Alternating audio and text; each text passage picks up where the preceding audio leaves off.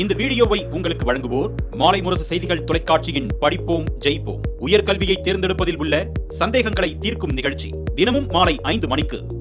தொடர்ந்து நேரத்திற்கான தலைப்புச் செய்திகளை பார்க்கலாம். அனைத்து மாநகராட்சி மற்றும் நகராட்சிகளில் நாய்கள் கணக்கெடுப்பு நடத்த முதலமைச்சர் மு.க.ஸ்டாலின் உத்தரவு. நாய்கள் இனப்பெருக்கத்தை கட்டுப்படுத்த தேவையான நடவடிக்கைகளை மேற்கொள்ளவும் ஆணை.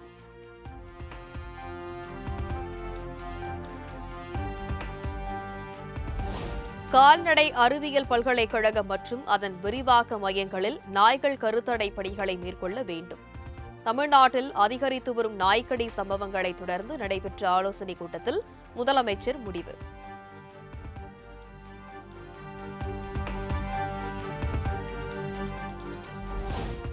பாஜக கூட்டணி குறித்து பொதுவெளியில் எந்தவொரு விமர்சனத்தையும் வைக்க வேண்டாம். செயற்குழு கூட்டத்தில் அதிமுக பொதுச் செயலாளர் எடப்பாடி பழனிசாமி அறிவுறுத்தல்.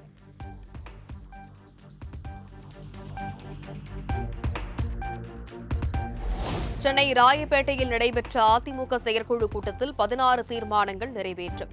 பகல்காம் தாக்குதலில் உயிரிழந்தவர்களுக்கு அஞ்சலி. மெகா கூட்டணியை அமைக்க வியூகம் வகுக்கும் எடப்பாடி பழனிசாமிக்கு பாராட்டு.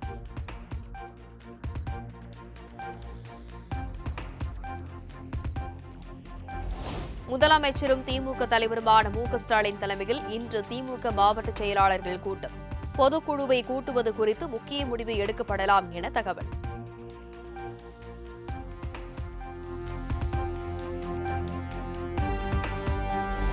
அதிமுக பாஜக கூட்டணி குறித்து முதலமைச்சர் மு.க.ஸ்டாலின் விமர்சிப்பது சாத்தான் வேதம் ஓதுவது போல் உள்ளது.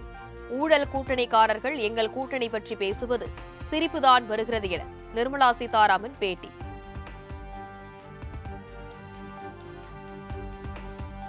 எல்லாருக்கும் அந்த டேட்டா வெளிப்படையா உதவறதுக்கு தான் சென்சஸ் மூலமா எடுக்கிறோம். அதனால இதுல உடனே ஒரு குயுக்தி அதை திருப்பிக்கிட்டு நாங்க போராடினதால தான் எங்களுக்கு வந்துச்சுன்னு சொன்னாங்க. வடக்கில் சில மாநிலங்கள் முன்னேறவில்லை என்று சொல்கிறார்கள். அந்த மாநிலத்தில் கூட வேங்கை புயல் மாதிரியான சம்பவம் நடக்கவில்லை. தமிழ்நாடு அரசை சாடினார் நிதியமைச்சர் நிர்மலா சீதாராமன்.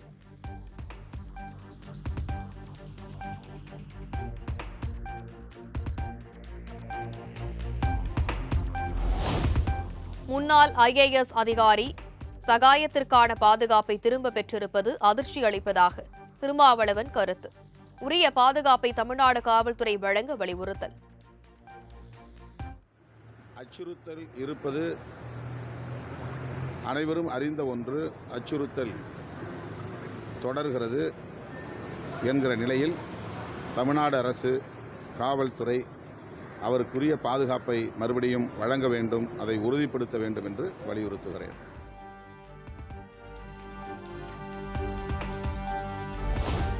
பாதுகாப்பு கோரி முன்னாள் IAS சகாயம் கடிதம் எழுதியிருந்தால் அது குறித்து உள்துறை முடிவு செய்யும்.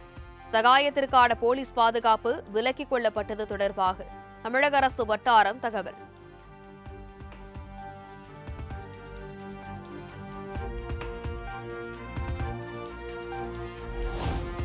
தேசிய ஜனநாயக கூட்டணியில் தாவேக இணைவது குறித்து அடுத்த ஒரு வருடத்தில் முடிவு செய்யப்படும். சென்னை விமான நிலையத்தில் பாஜக மாநில தலைவர் நயினா நாகேந்திரன் பேட்டி.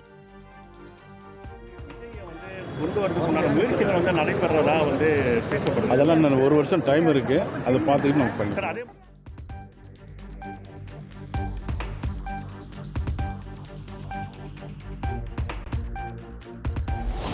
விஜயிடம் ஒரு ஆற்றல் உள்ளது, அதை நான் ஏற்கிறேன். ஆனால் அது ஓட்டாக மாறுமா என்பதை பொறுத்திருந்தே பார்க்க வேண்டும். காங்கிரஸ் MP கார்த்தி சிதம்பரம் பேட்டி. பிரிக்கும் போதே ஒரு எனர்ஜி இருக்குன்னு எனக்கு நல்லா தெரியுது. அந்த எனர்ஜி ஒரு உருவமாக, ஒரு அமைப்பாக, வாக்கு வங்கியாக மாறி அது தேர்தலில் என்ன ஒரு பிரதிபலனை ஏற்படுத்தும் என்று எனக்கு இன்னைக்கு சொல்ல முடியல. ஆனா அவர்களுக்கு ஒரு எனர்ஜி இருக்குன்றதை நான் ஏத்துக்கிறேன்.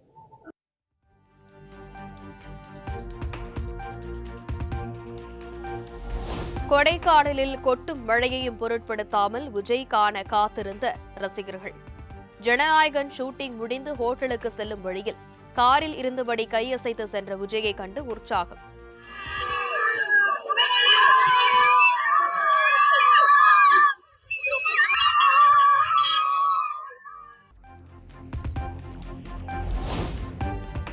சென்னை மணலி சின்னமாத்தூரில் குப்பை எரிக்கும் ஆலை அனுமதி இல்லாமல் செயல்படுவதாக எழுந்த புகார். நேரில் ஆய்வு செய்ய மாசு கட்டுப்பாட்டு வாரியத்துக்கு தென்மண்டல தேசிய பசுமை தீர்ப்பாயம் உத்தரவு.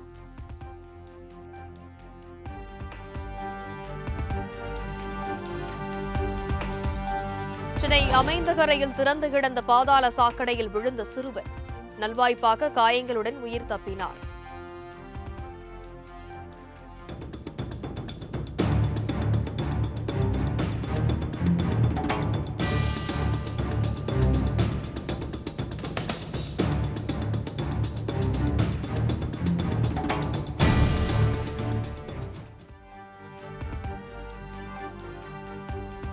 சிதம்பரத்தில் வரும் 6ஆம் தேதி நடைபெறவுள்ள விசிக பொதுக்கூட்டத்திற்கான மேடையின் தற்காலிக படிக்கட்டு சரிந்து விழுந்ததால் பரபரப்பு.